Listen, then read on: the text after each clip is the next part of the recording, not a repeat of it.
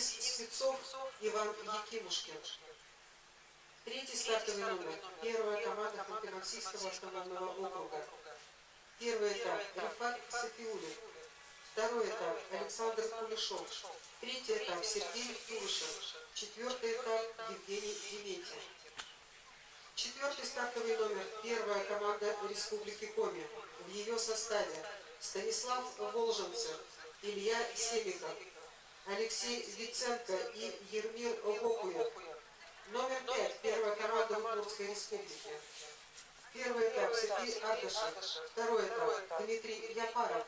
Третий этап Константин Гловацкий. Четвертый этап Максим Вылегжанин. Номер 6. Первая команда города Москвы. В ее составе Никита Крюков, Иван Кириллов, Антон Шатагин, Дмитрий Кондрашов. Седьмой стартовый номер у второй команды Удмуртской Республики, в составе которой выступают Евгений Байбородов, Владислав Азамов, Александр Уткин, Кирилл Вичужанин. Второй стартовый номер, восьмой стартовый номер у второй команды Республики Коми. В составе этой команды выступают Илья Порошкин, Евгений Уляшев, Андрей Малафиев, Андрей Некрасов. Девятый стартовый номер у третьей команды Удмуртской Республики. Первый этап Евгений Вахрушев, второй этап Ильнас Закиров, третий этап Дмитрий Баграшов, четвертый этап Равиль Валиахметов. Номер 10. Первая команда Республики Татарстан. В составе этой команды выступают Станислав Перляк, Андрей Ларьков, Артем Николаев, Ярослав Рыбочкин. Номер 11. Сборная команда Санкт-Петербурга. На первом этапе стартует Андрей Краснов. Второй этап Никита Сеньгопин. Третий этап Иван Солодов. Четвертый этап Андрей Нищеков. Номер 12. Вторая команда Тюменской области. В ее составе Андрей Парфенов, Илья Санников, Яков Сиземов и Юрий Гаврилов. 13-й стартовый номер у второй команды Ханты-Мансийского автономного округа. В ее составе выступают Антон Гафаров, Кирилл Петров, Владимир Солодовников и Артур Петров. Номер 14. Третья команда Тюменской области. В ее составе выступают Глеб Ретилов, Николай Марилов, Алексей Симонов, Егор Березин. Номер 15. Вторая команда города Москвы. Александр Панжинский, Александр Вдовин, Алексей Штляев, Владимир Фролов. 16-й стартовый номер у второй команды Республики Татарстан, в составе которой выступают на первом этапе Виктор Ермилин, на втором этапе Данил Доценко, на третьем этапе Алмаз Таипов и завершает эстафету Павел Сулатов. Номер 17. Сахалинская область. Владимир Карпин, Андрей Власов, Алексей Черноусов, Яков Лиманов. 18-й стартовый номер у сборной команды Сибирского федерального округа. В ее составе Андрей Феллер, Кирилл Килевнюк, Сергей Лытнев, Андрей Мельниченко. 19-й стартовый номер сборная команда Центрального федерального округа. В составе этой команды на первом этапе выступает Алексей Григорьев, на втором этапе Максим Ковалев, на третьем этапе Андрей Круглов и на четвертом этапе Сергей Юрков. Номер 20 у сборной команды Сибирского и Дальневосточного федеральных округов.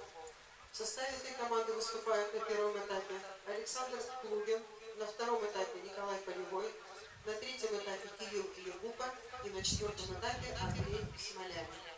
Итак, в 12 часов 30 минут будет старт мужской эстафете 4 по 10 километров. Меньше 8 минут остается до начала старта первого этапа для мужчин 4 по 10 километров. Уважаемые участники, не забывайте перед стартом ввести маркировку «Вы» у белой палатки и также произвести маркировку «Вы».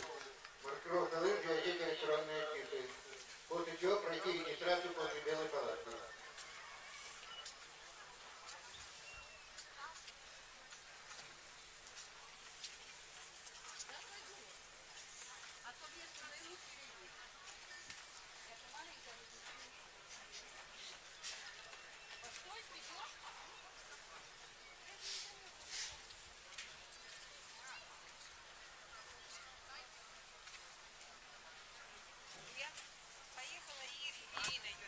Итак, дорогие друзья, продолжаем нашу трансляцию Сыктывкара.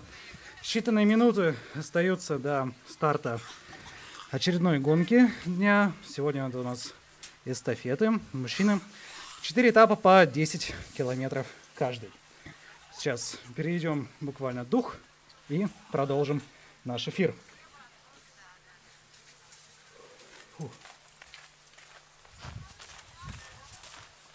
Итак, у нас сегодня в мужской части гонок 20 команд выступают. Под первым стартовым номером будет выступать команда Московской области.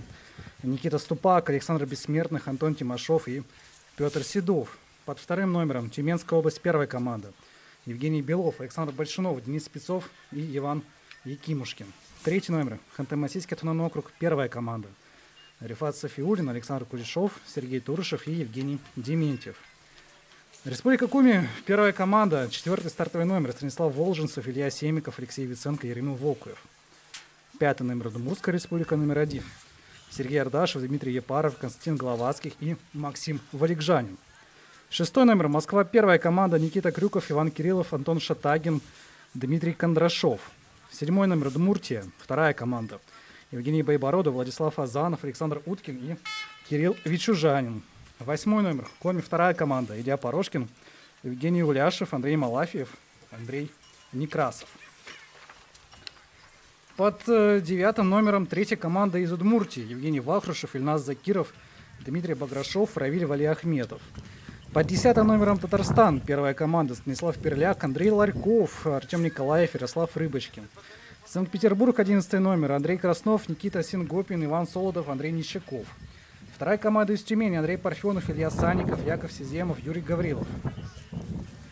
13 номер. Ханты-Мансийский автономный округ. Вторая команда. Антон Гафаров, Кирилл Петров, Владимир Солодовников и Артур Петров. 14 номер. Тюменская область, третья команда. Глеб Ретивых, Николай Марилов, Алексей Симонов, Егор Березин. 15 номер. Москва-2. Александр Панжинский, Александр Вдовин, Алексей Шкляев, Владимир Фролов. 16 номер. Татарстан. Вторая команда. Виктор Ермилин, Данил Доценко, Алмаз Таипов, Павел Сюлатов. 17 номер. Сахалинская область. Владимир Каркин, Андрей Власов, Алексей Черноусов, Яков Лиманов. 18 номер. Стартовая команда Сибирского федерального округа. Андрей Феллер, Кирилл Киривнюк, Сергей Лытнев, Андрей Мельниченко. 19 стартовый номер. Центральный федеральный округ. Алексей Григорьев, Максим Ковалев, Андрей Круглов, Сергей Юрков. И 20 стартовый номер. Сибирский дальневосточный федеральный округ. Александр Калугин, Николай Полевой, Кирилл Ягупа и Андрей Смолянин. Вот. Самая сложная задача дня — рассказать вам 20 составов команд у нас позади. Пройдено. Ну, наверное, не самое сложное. Самое сложное, конечно же, это наблюдать за тем, как лыжники уходят в лес и нам показывают именно лес. Но мы с этой задачей, надеюсь, вместе с вами справимся. Буквально полчаса назад финишировала женская эстафета, как видели. Выиграла ее команда Тюменской области буквально на финише. Хотя, с другой стороны, Тюменская область уверенно лидировала на первом, на втором этапе. Так что победа заслуженная оказалась. На втором месте Республика Татарстан и на третьем Республика Коми. Ну и Тюменская область, безусловно, является фаворитом и в мужской части сегодняшней эстафеты. Действительно, собрана команда выдающаяся. И тут вам и Александр Большунов, и Денис Спецов, призеры Олимпийских игр в Пхенчхане. На двоих, если не ошибаюсь, 7 медалей завоевали. Тут и Евгений Белов, и Иван Якимушкин будет финишировать. Так что действительно будет интересно посмотреть за Тюменской областью. Ну и конкуренты, наверное, основные. Это Московская область, как видим, Ханты-Мансийский автономный округ, Республика Коми и, наверное, Удмуртская республика. Ну, не наверное, а 100%. Все-таки в Удмуртии здесь тоже ребята собраны, знающие вкус победы. Так, у нас остается считанные минуты до старта мужской гонки. Ну, наверное, минуты 3, наверное, где-то.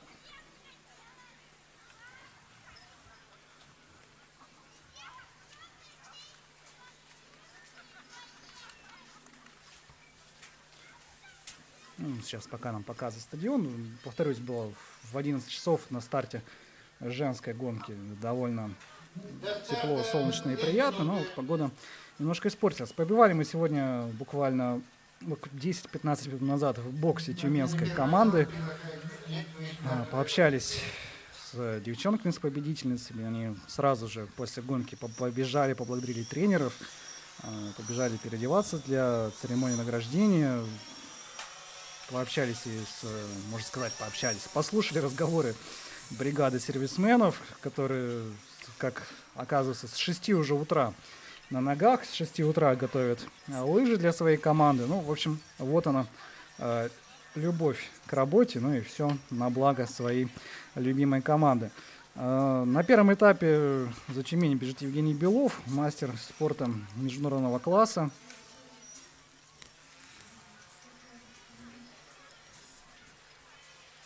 Ну, и мы сейчас буквально чуть-чуть, буквально 1 минуточку подождем, и уже будем готовы давать старт сегодняшней гонке.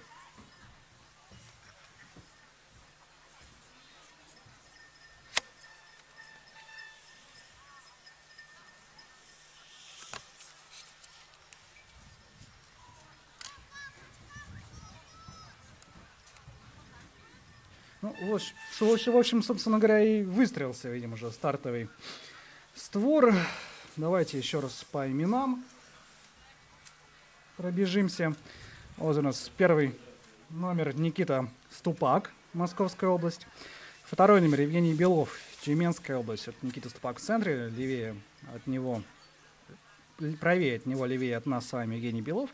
Рифат Сафиуллин, 3 номер, Ханты-Мансийский автономный округ, и Станислав Волженцев, 4. И еще на первой линии Сергей Ардашев из Удмуртии. Вот первая пятерка команд, первая пятерка спортсменов. Надо все-таки еще воздух перевести. Поехали. Стартовала у нас мужская эстафета. И, в общем, ждем, наверное, что мы ждем? Ждем, наверное, победы еще одной Тюменской области. Будет, конечно, нелегко, но реалистично. Но пока что на первых метрах у нас 5 номер выходит вперед, Сергей Ардашев из Удмуртии, Никита Ступак рядом с ним. Здесь первый такой стартовый спуск, в котором главное удержать координацию, тем более в такой гуще спортсменов. Ну и мы, как и говорили, предупреждали о том, что сегодня будем радовать вас небольшими вставками, небольшими интервью. Сейчас чуть попозже. Вот здесь чуть не произошло падение. 12 и 14 номера. Это Андрей Парфенов из Тюменской области и Глеб Ретивых из 3-й команды Тюменской области. 2-я и 3-я команда сейчас чуть друг с другом не столкнулись, но благо удержались. Так вот, раз как раз был в центре у нас Андрей Парфенов, то, наверное, первое интервью, вставка, которая будет сегодня у нас, сделана для дорогих болельщиков, для зрителей, как раз и будет связана с Андреем Парфеновым, со спортсменом, который родился в Троицко-Печорске, выступал за Республику Коми, попал из Республики Коми в состав сборной Российской Федерации. Это уже далекие годы были, уже, не помню, 9-й, 10-й. Вот, давненько было действительно, ну и потом ушел в Тюменскую область. Ну, наверное, ни для кого не секрет, какие были тогда причины. Ну, в то время, действительно, в те годы Тюменская область намного превосходила Республику Коми и по возможностям по тренировочным сборам, и по уровню обслуживания спортсменов, и по поддержанию и материальному содержанию спортсменов. Так что сейчас уже эта ситуация немножко выровнялась, и поэтому у спортсменов такие переходы теперь крайне редкие стали. В общем, так что ждем мы в ближайшее время появления интервью Андрея Парфенова. Ну, а пока мы видим болельщиков. Да, болельщиков, судей и трекер в левом верхнем углу.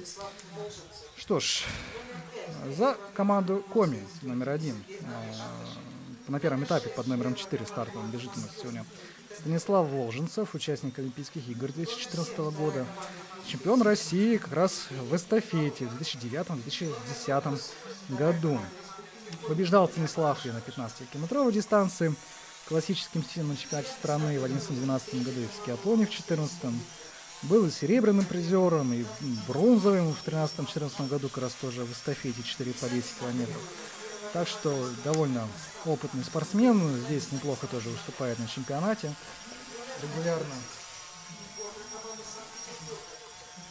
регулярно оказывается в призах.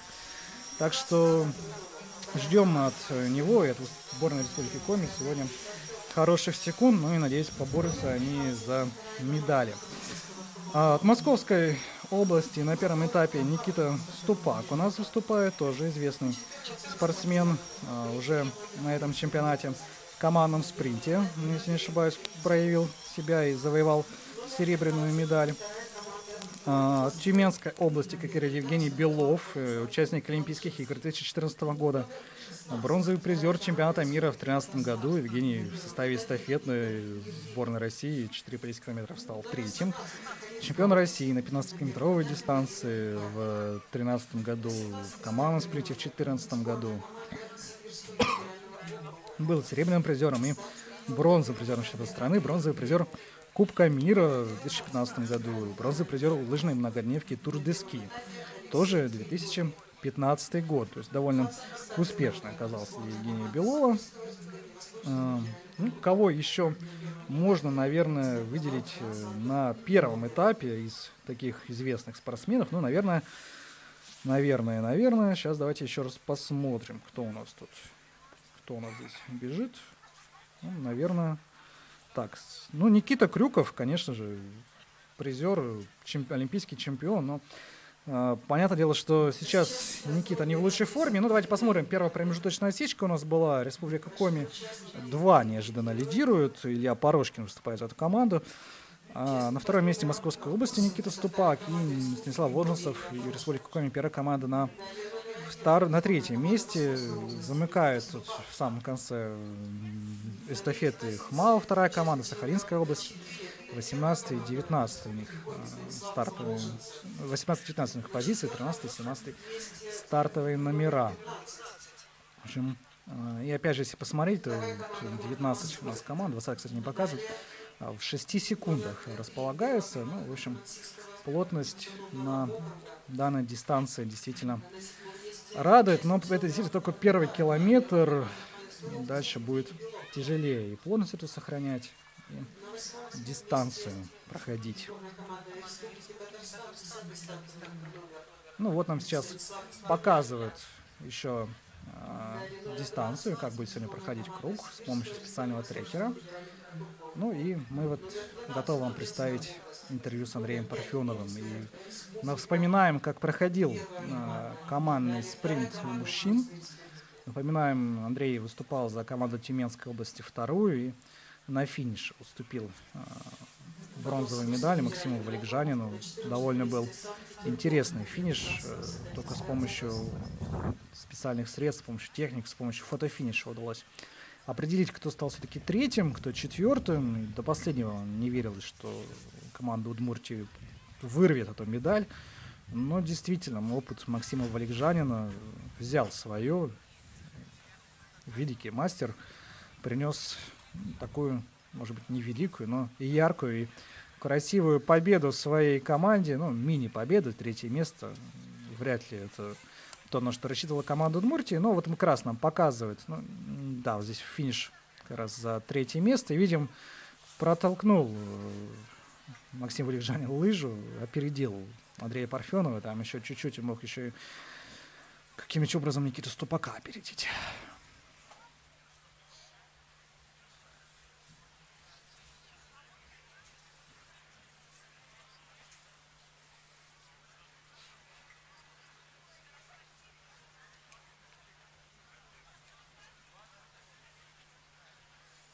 Как вообще получилось? Как вот буквально из-за спины выскочил, если в Удмуртии, и вот разносчик.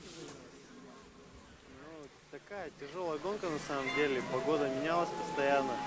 В полуфиналах было солнце, лыжи работали идеально.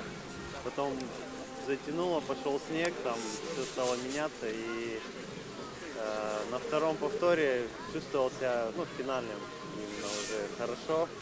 Но потом, когда в конце уходили на последний круг, и Горшунов взвинтил темп, я не смог поддержать. И там уже за спиной было очень много соперников. Не знаю, немного где-то тактических ошибок допустил. Хочется отметить, что накануне чемпионата немного приболел, сильно не разболелся, так, горло, нос, и состояние ушло, оно такое было непонятное. То вроде чувствовал себя хорошо, то просто были такие спады не очень. Ну и как раз в спринте Коньковым не очень сложилось. И сегодня тоже так, как-то в нужный момент, когда нужно было активироваться и выдать финиш, немножко не получилось собраться, и таким образом стал четвертым. Ну, в Сыктывкаре, на то трибуну вас всегда ждут. Город для вас тоже не чужой. Приятно ли возвращаться в Сыктывкар, приятно ли видеть чемпионат России здесь? Ну да, если честно, вообще был приятно так удивлен, и приятно было участвовать в этом чемпионате. С самого начала такое красивое открытие, я тоже поприсутствовал на открытии. И ну и в целом уровень хороший, как бы чувствуется, что раньше вот этого Сыктывкару немножко не хватало. И табло появилось, тоже уже как бы зрителям интереснее смотреть. Вот, было интервью Андрея Парфенова, спортсмена из Тюменской области, который сейчас тоже находится на дистанции, за вторую команду выступает. Интервью записано после командного спринта. Но нам пока принесли итоговые протоколы эстафеты у женщин. Есть что проанализировать. Ну, например, то, что лучшее время на классическом круге показала довольно ожидаемая, прогнозируемая Наталья Непряева. Преодолела она 10 километров за 14 минут 27 секунд и 27,9. Дальше, наверное, мы сейчас пробежимся. Кто еще вышел с 14 минут? Из 15 вышла Татьяна Алешина, вышла 14 минут 59 секунд и 7 десятых. И Светлана Николаева из Северо-Западного федерального округа тоже 14 минут 59 секунд. Другие спортсменки 15 минут не разменяли. Никто. Ну, там довольно плотная группа была с 15 секундами. И Наталья Матвеева, и Ольга Сергеева 15 минут и 2 секунды. Ну, а пока что мы видим, что на 3,8 километров вышла вперед команда Тюменской области номер 1. В общем, прогнозируемый Евгений Белов выступает за нее. На втором месте по-прежнему в группе лидеров Республика Коми-2. Там Илья Порошкин, Никита Ступак ведет свою команду на 3-м месте. Ну, в общем, пока что отсечка не характерная, все равно не показательная, но уже интересно, да, то, что Тюменская область, первая команда с первых минут захватывает лидерство. В общем, так, наверное, оно все и завершится, если быть объективным, если смотреть по составу команд, которые сегодня. Ну, а в подвале у нас Центральный федеральный округ и команда Москвы 2. В общем, тоже мало что удивительного.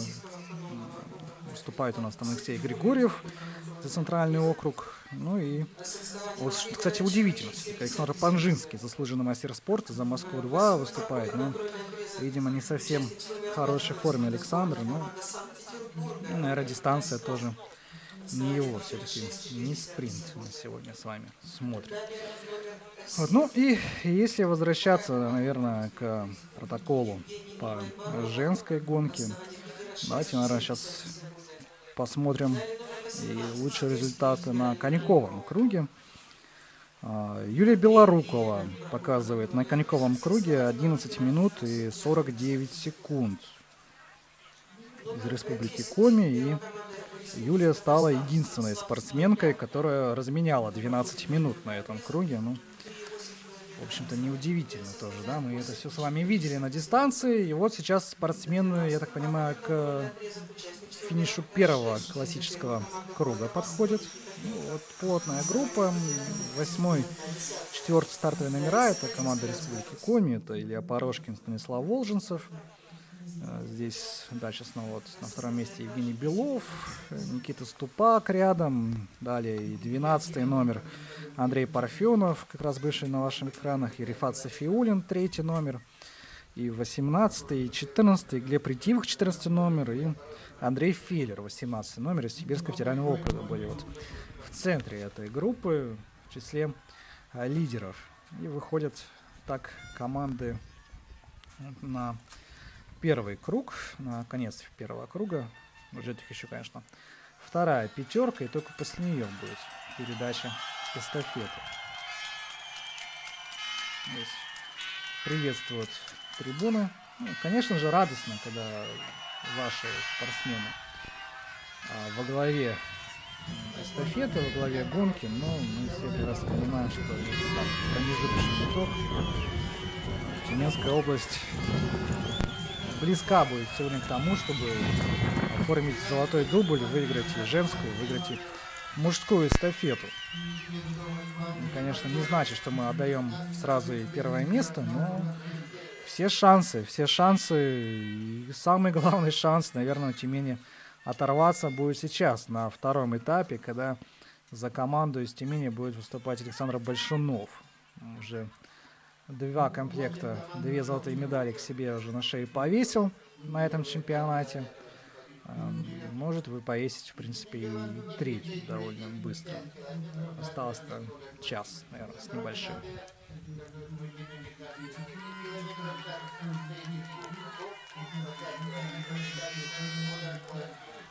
Ну, здесь растягиваются спортсмены на этой длинной прямой мимо биатлонного стрельбища. Растягиваются, чтобы в очередной раз уйти в лес и там уже свои разборки проводить. Здесь пока видим. Все плотно, все интересно. Ну, а вас, дорогие друзья, вот в ближайшее время будет ожидать еще одно интервью, анонсированное с Глебом Ретивых, с чемпионом России в командном спринте. Золото, как напоминаю, выиграли Глеб Ретивых и Александр Большунов буквально позавчера.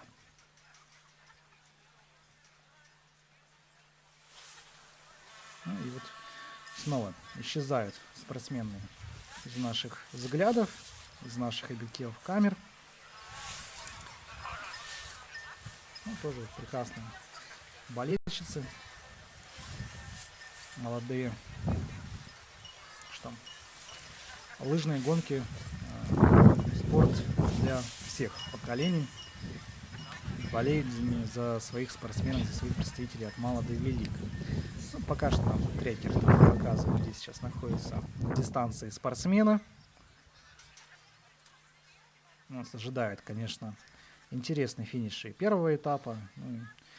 На втором Александр Большунов должен делать свое дело, должен привозить отрыв. Ну и опять же, в отсутствии главного соперника, в отсутствии Сергея Устюгова, опять мы остаемся без дуэли Сергея и Александра. Ну и, конечно же, у Тюмени 3-4 этап тоже замечательный. Денис Песцов, Иван Якимушкин. В общем, можно было бы действительно квартиру ставить на то, что Тюмень сегодня победит, ну и решать, наверное, все свои ипотечные вопросы. Пока что нам снова показывают стадион. И вот мы сейчас смотрим еще раз эпизоды с командных спринтов, чемпионские эпизоды для Тюменской области. Еще одна золотая медаль в составе Тюмени была. И, наверное, вот сразу после них мы увидим небольшой пресс-подход к Глебу Ретивых. Не будем забегать вперед, о чем задавались вопросы Глебу. Ну, а пока вот смотрим, да, 6:1, по-прежнему Тюменская область впереди, 2 команды Республики Коми дальше, и отрыв, ну, нет, это отрыв от 14 места, на самом деле, показалось, но все равно вплотную идут лидеры, но вот 2 секунды между второй командой и первой командой Республики Коми.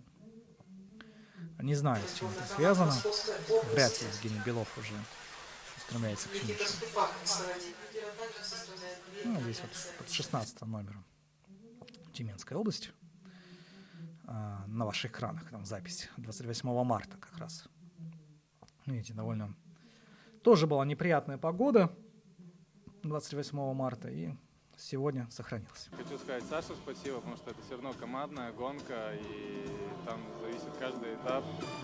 Вот, ну, гонка получилась, да, мы смогли победить, но я не смог выложиться. Хотелось, конечно, чтобы Саша ушел с отрывом на последний этап. Я пришел в группе, и Саша уже по ходу последнего круга все решил в середине дистанции и приехал первым. Мне хотелось бы, конечно, получше пробежать свой этап. Я просто не смог себя раскрутить, заставить борьбу. В принципе, даже несмотря на то, что погода и резко изменилась, пошел снег, сейчас солнце светит, совсем переменчиво. В принципе, чемпионат проходит нормально, в хорошем режиме. На данный момент Александр Большунов сильнейший гонщик в стране. Как на ваш взгляд? Я думаю, один из сильнейших гонщиков в нашей стране. Вас мы еще увидим на этом чемпионате России на дистанции. И Дата в какой гонке? я планирую в большой эстафете принять участие и уже официально закрыть именно российские старты.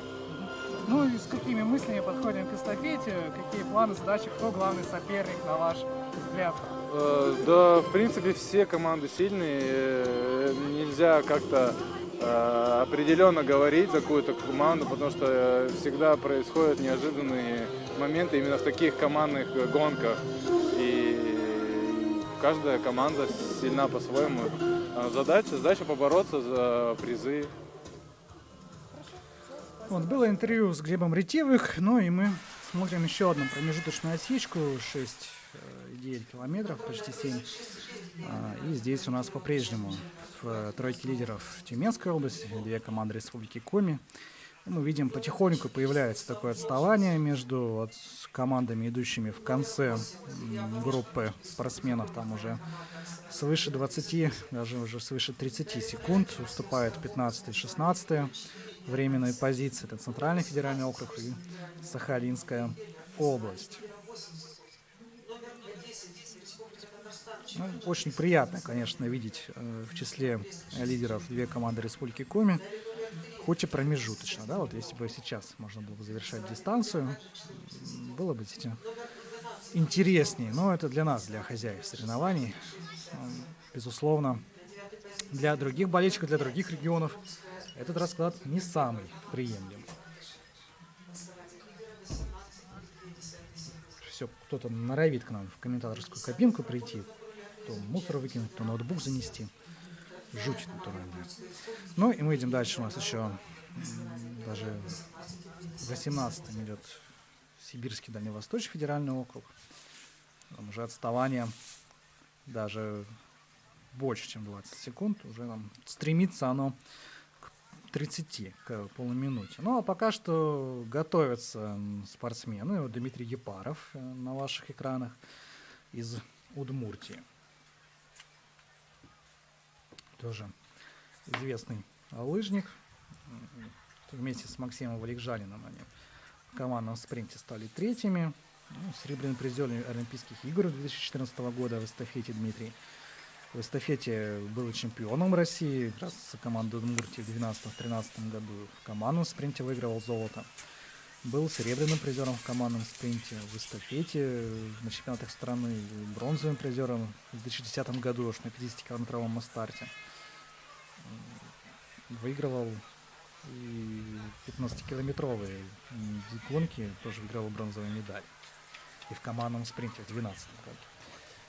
В общем, заслуг у Дмитрия Епарова много, и осталось сейчас посмотреть, каким он получит эстафету, сможет ли улучшить позиции своей команды, улучшить позицию Удмуртии. И там уже на коньковых этапах у Удмуртской республики Константин Головацких и Максим Валикжанин могут перевернуть все с ног на голову.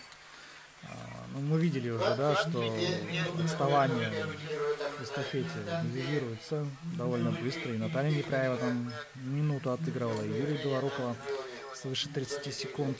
Так что в мужской части ситуация, не думаю, что будет как-то иметь кардинально другой характер.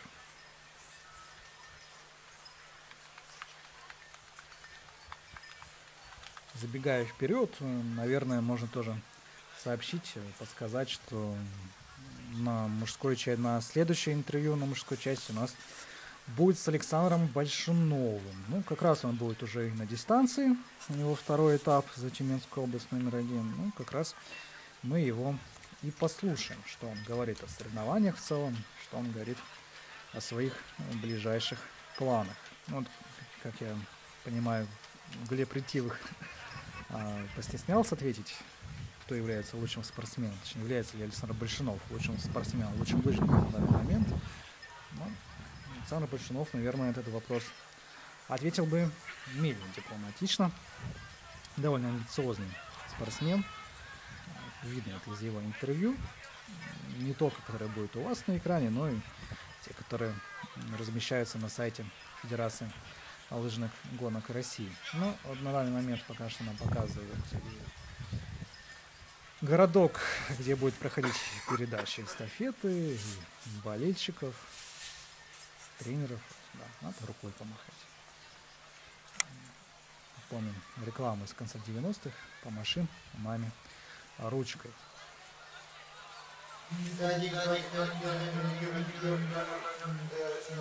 Вот 8,8 километров. Станислав Волжинцев в Республике Коми номер 1 лидирует.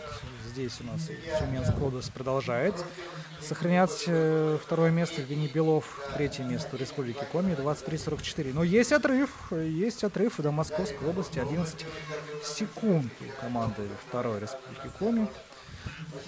Илья Порошкин привозит Никите Ступаку 11 секунд. Там уже дальше все интереснее. Там уже отставание за полминуты от той же самой команды Москвы. Первая команда, за которой Никита Крюков выступает. Андрей Парфенов тоже довольно много проиграл лидерам. Приятно, но мы, в общем, понимаем, что это только один этап. Бежали бы 8,8 километров только сегодня спортсмены, и расклад был бы другим.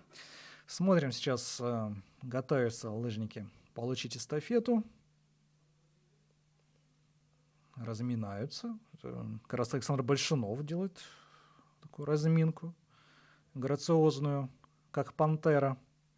Не черная, а синяя. Тоже хорошее название для фильма про спортсмена из Тюменской области. Здесь еще один спортсмен из Тюмени. Илья Санников, 12 номер. И Данил Доценко из второй команды Татарстана. 8 номер Евгений Уляшев на втором этапе за второй командой республики побежит. Ну и вот нам сейчас показывают здесь. Станислав Волжинцев идеально, наверное, отработал первый этап. Опережает он Евгения Белова. Ну, даже если бы не опережал, шел бы на его позиции, ничего страшного. Вплотную идут лидеры. Ну, здесь Евгений Белов на свободную лыжню выходит. Чувствует, видимо, в себе силы, что может прибавить, что может все-таки привести отрыв. И кажется, что будет все-таки преимущество Тюменской области. Но, наверное, Тюменская область вот сейчас на втором этапе отпустим вперед и вообще забудем о ее существовании на этой трассе. Там Александр Большунов должен привести такой отрыв, что и слепой, хромой, кривой может его дотащить до финиша дальше. Так что то, что Евгений Белов сейчас опережает Республику Коми, опережает Станислава Волжинцева, ну, здесь ничего страшного нет. В общем, можно смело сейчас комплект золотых медалей вручать Тюмени и продолжать смотреть гонку. Вот. В общем, Станислав Волжинцев второй, третий Илья Порошкин, вторая команда Республики Коми. И дальше уже интересно отставание от следующих команд. Там у нас было 20 секунд больше. И вот передача эстафеты. И вот Александр Большунов побежал. В общем, Усейн Болт в русских лыжных гонках. Александр Большунов. Даром, что в футбол не хочет уходить. 3 секунды смог Белов привести Волжинцеву. И на втором этапе за команду Коми Илья Семиков бежит, уже призер этого чемпионата страны. Стал он третьим в индивидуальной гонке на 15 километров. Евгений Уляшев за команду Коми-2. Итак, 14 секунд между командой второй Коми и Московской областью. Чуть-чуть больше между первой и Московской областью. За Московскую область бежит Александр Бессмертных. Александр Бессмертных. Тоже его интервью, кстати, вас ждет сегодня, совсем скоро. Так что никуда от нас не убегайте. Здесь вот Татарстан финиширует первый этап на 8-м месте. И вот Удмуртия, 10-я Удмуртия. Это у нас Сергей Ардашев. Передал эстафету Дмитрию Епарову.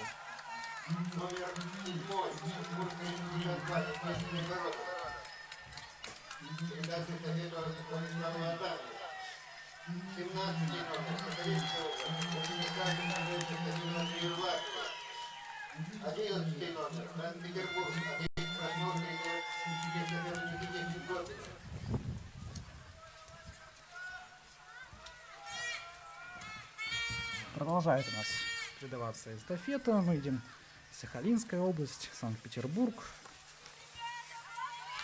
Там уже отставание, конечно, уже почти под минуту от лидеров. Ну и за Санкт-Петербург Никита Сингопин у нас выступает. За Сахалинскую область Андрей Власов. Ну, в общем, вряд ли у нас и Санкт-Петербург, и Сахалинская область включатся в борьбу за медали. Но для нас пока что интересна борьба за золото. Ну, наверное, за серебро, опять же, да. Не будем уже слишком оптимистично смотреть на эту гонку. Ну, пока в стартовом городке вот 13-й номер у нас пробегает непосредственно Антон Гафаров. Был и Кириллу Петрову передал эстафету. Это вторая команда Ханты-Мансийского автономного округа была на ваших экранах.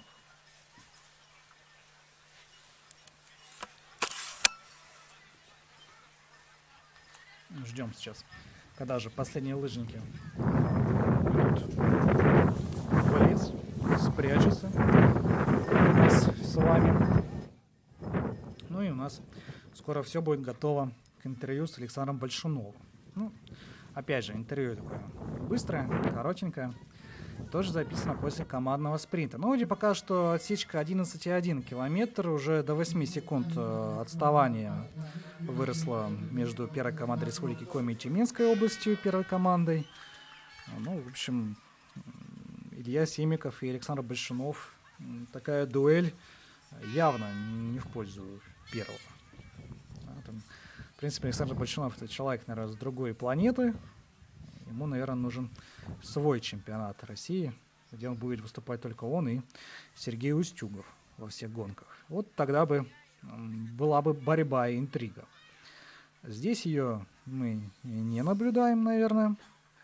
Но, может быть, на других этапах что-то изменится. Хотя, повторюсь, Денис Спецов и Иван Якимушкин вряд ли позволят себе какие-нибудь вольности, позволят подойти соперникам поближе. Вот 13-й номер вам показываю, да. Антона Гафарова.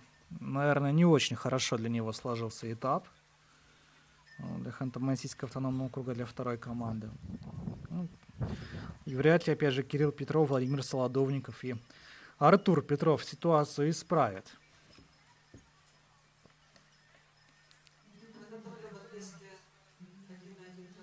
Ну, сейчас пока по стадиону объявляют, опять же, промежуточные итоги на отрезке 11,1 километр. Ну, в общем, ничего нового, как мы понимаем, но и ничего нового на стадионе, да, вот здесь только вот ограждение судьи вот переставляют. Ну и мы готовы сейчас к интервью с Александром Большуновым. Нам вот сейчас показывают опять запись с командного спринта с уверенной победой Александра. Здесь он идет в подъем, все замечательно, в общем, довольно уверенно, красиво, мощно, технично. Ну и здесь вот другие спортсмены, играющие в догонялки с Александром. Уверенный финиш, победа, вверх поднята рука. И, в общем... Еще с одной медалью, уже второе золото на этом чемпионате России. Какие эмоции, какая медаль далась тяжелее? Может быть, все одинаково? Сказать, какая тяжелее, не могу. И, в принципе, вчера Было непросто бороться с ребятами. Все показывают достойный результат, и я очень рад, что получается выиграть. Сегодня также были непростые погодные условия, но я рад, что мы выиграли, и все ребята боролись. Всем спасибо за борьбу. А будете ли выступать еще на чемпионате в эстафете в долгой дистанционной гонке? Пока что это эстафета. Эстафета. Ну и с какими мыслями, с каким настроем подходим к эстафете? Выиграть третье золото? Пока не могу ничего сказать, но будет команда бороться, будем стараться, а результат будет известен через 2 дня. Вот, было интервью Александра Большунова, но мы так понимаем, сейчас на очередной промежуточной отсечке опередила команда Московской области, второй команда Республики Коми. Ну вот, да, здесь ничего тоже удивительного нету, разрыв между первым и вторым местом растет, но и разрыв между вторым и третьим, 24 секунды, в общем, примерно такой же, какой и был. Напоминаю, за Московскую область Александр Бессмертных выступает. Ну, чуть-чуть, по-моему, сократил он все-таки отставание от Ильи Семикова. Но это, наверное, не критично. Хотя впереди еще на этом этапе 8 километров с небольшим. Ну, здесь, если напоминаю, было на 11,1 8 секунд между Большуновым и Семиковым. Здесь уже почти даже больше 12 отставания Ильи. Интересно, даже сможет Александр Большунов полминуты привести от сборной Республики Коми первой.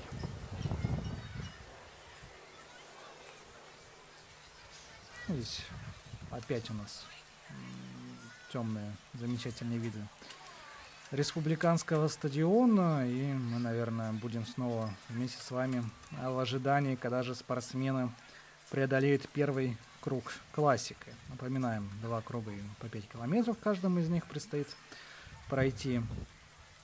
Ну и потом уже будет коньковая дистанция тоже. Каждый будет проходить 2 круга по 5, но уже в свободном стиле.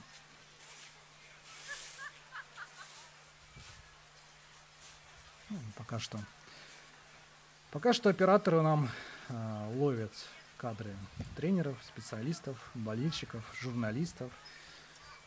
В общем, пытаются хоть как-то разбавить для вас трансляцию, разбавить для вас картинку.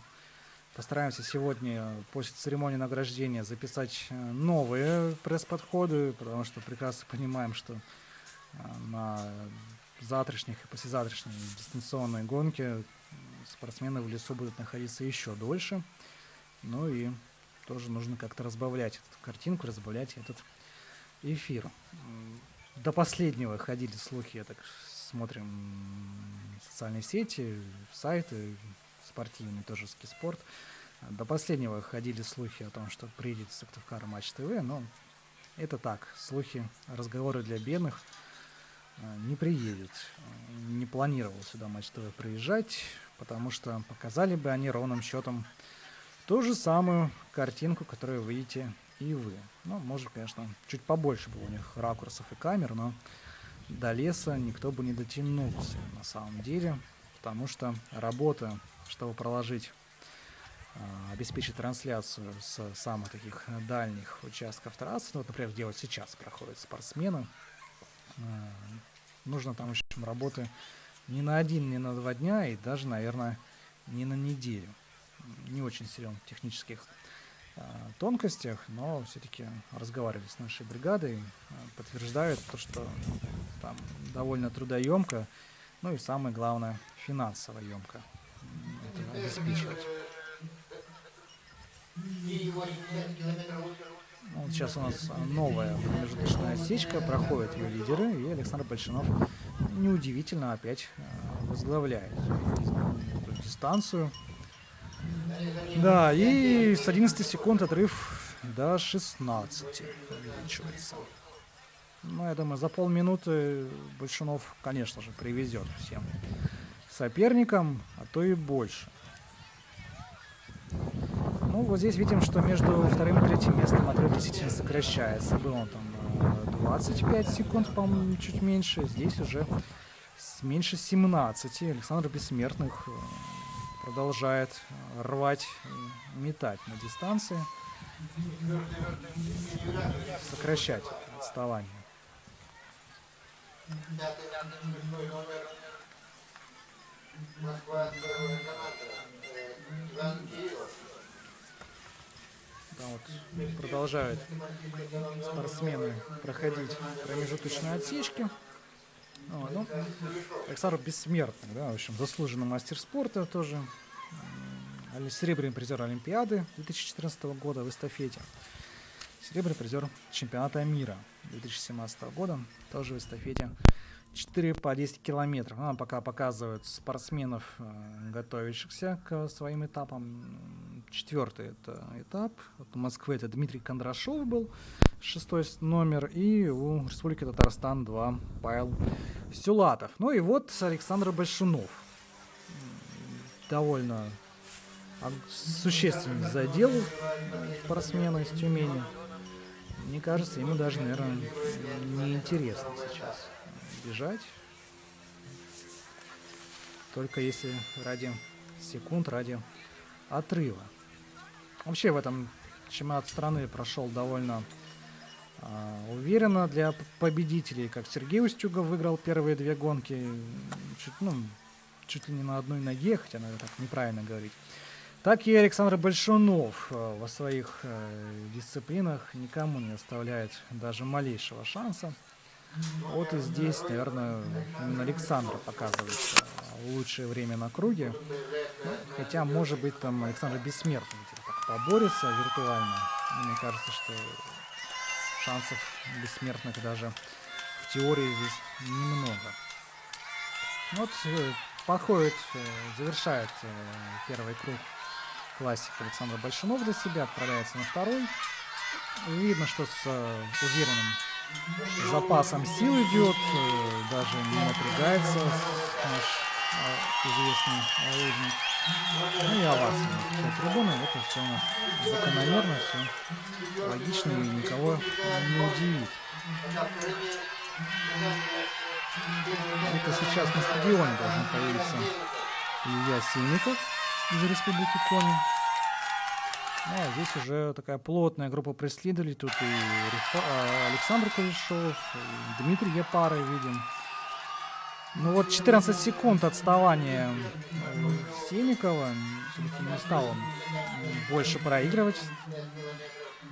Отрыв стабилизировался. Отставание стабилизировалось. И да, Илья прибавил. Было 15 секунд до Бессмертных. И сейчас уже 16, почти 17. Здесь мы смотрим, что дальше у нас идет. Там ждем, да. Пока что только 3 команды финишировала. Не финишировала, прошу прощения, прошло первый круг классикой. Ну, вот здесь уже дальше. Дальше. Ждем мы вот команды. Вот они сейчас наконец-то появляются. Это Дмитрий Епаров. Ну, здесь они уже преследуют по-прежнему команду из Коми вторую. И Ханты-Мансийский там округ, там Александр Кулешов бежит, да? Есть Дмитрий Епаров. Должен сейчас выложиться на оставшихся 5 километрах. Опередил уже Евгения Уляшева из Республики Коми, второй команды. Нет, чуть-чуть вперед забежали. Ничего страшного. Он преследует Александра Кулешова. И за спиной у него еще 2 спортсмена. Номера я, к сожалению, не разглядел. Но по-прежнему нам дает отсечку в 15 километров. Пока что ее преодолело 12 спортсменов. На 11 месте команда Татарстана. Вторая, 16 стартовый номер, Данил Доценко. И Сибирский федеральный округ Кирилл Киливнюк. 18 номер. Вот 14 номер, Тюменская область 3, Николай Марилов был на ваших экранах. Призер Олимпийских игр. Но что-то вот у Тюменской области 3 все плохо сегодня, хотя и по именам вот и Глеб Ретивых, и Николай Марилов должны были быть, наверное, в числе лидеров. Но уж всяко не проигрывать свыше минуты первому месту. 14-й промежуточный итог у второй команды Удмуртской республики. Тоже, наверное, откровение для многих. Евгений Байбородов и Владислав Азанов за команду Удмуртии второй выступают. И будут финишировать, будут на коньковом стиле Александр Уткин и Кирилл Вичужанин. Так что довольно высокие были котировки у сборной Удмуртии у второй команды. Но вот далеко она осталась позади. Ну, хотя, конечно, на коньковом этапе должна свое брать и, наверное, в число 8 сильнейших пытаться вернуться. Нам пока показывают 13 номер, вот там Кирилл Петров из Ханты-Мансийского округа второй команды. Наверное, тоже чего-то хотели большего от своей команды болельщики.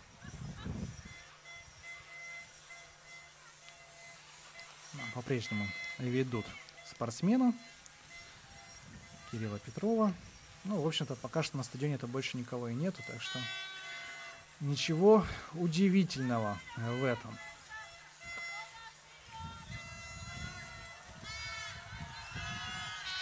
Ну, у нас сейчас скоро спортсмены идут в лес. Ну вот мы видим очередную отсечку 16,1 километр, и здесь уже все по-другому складывается. Здесь уже Александр Большинов привозит более чем полминуты, а Александр Бессмертных догоняет Илью Семикова, и буквально между ними 6,5 секунды. Далее в 25 секундах от Александра Бессмертных у нас Иван Кириллов из Москвы, и уже еще чуть-чуть ему уступает Евгений Уляшев из Республики Коми, второй команды. Далее более-менее плотная группа мы видели, там и Дмитрий Епаров выступает, и представитель Тюменской области второй Илья Санников, и первая команда Ханты-Мансийского автономного округа Александр Кулешов. Там все вот так вот плотненько на самом деле. Ну, в общем, пока спортсмены в лесу, можно показать и детей. Может, кто знает, может, это первые кадры видео будущих олимпийских чемпионов. Если не по лыжным гонкам, то по строению замков из снега. Может, тоже такой будет вид спорта. Кто знает, у нас в олимпийских видах уже чего только нету. В программе, как зимних, так и летних, уже и волейбол на снегу планируют как-то в ближайшее время включать в программу зимних Олимпийских игр. И хоккей с мячом все рвется, но никак не ворвется в эти двери программы. Вот даже сейчас недавно шла речь о том, чтобы зимние виды где-то расширить, а вот тот же самый хоккей из зимних перевести в летние. Все равно соревнования проводятся в помещении, и все равно как бы снег не требуется, там все-таки искусственное покрытие. Ну, перевод, допустим, хоккея в зимние виды, сделать его более интересным для клубов НХЛ. Там все-таки спортсмены смогут участвовать. Ну, вернемся позже, наверное, к таким пространным и не по теме беседам. Нам показывают еще раз спринт команды 28 марта. Но это означает... Что означает? Что Александр Бессмертных, который сейчас на трассе отыгрывает метр за метром у Ильи Семикова, Александр Бессмертных будет сейчас в эфире. У нас одна из немногих оставшихся у нас ставок для этого эфира. Но что поделать, с кем удалось записать разговоры, того и записали. Вот мы еще раз смотрим моменты забегов в командном спринте. Разогрев, подготовка спортсменов к ним. Ну и совсем скоро будет интервью. Тут опять к нам в дверь кто-то ломится. В общем, все замечательно. Кто же к нам, интересно, ломится? Наверное, комментаторы на Ютубе. Ну, мы, в принципе, не против. Если кто-то из комментаторов на Ютубе придет к нам в студию и Кто же поможет провести этот эфир? Милости просим. Составляет 1 минута Приезжайте в Сыктывкар, 0,6 секунды. но только за свой счет. Контрольный ответ участник с номером 10, первая команда Республики Татарстан, Андрей Лалько. Отставание лидера минута 24,3 секунды.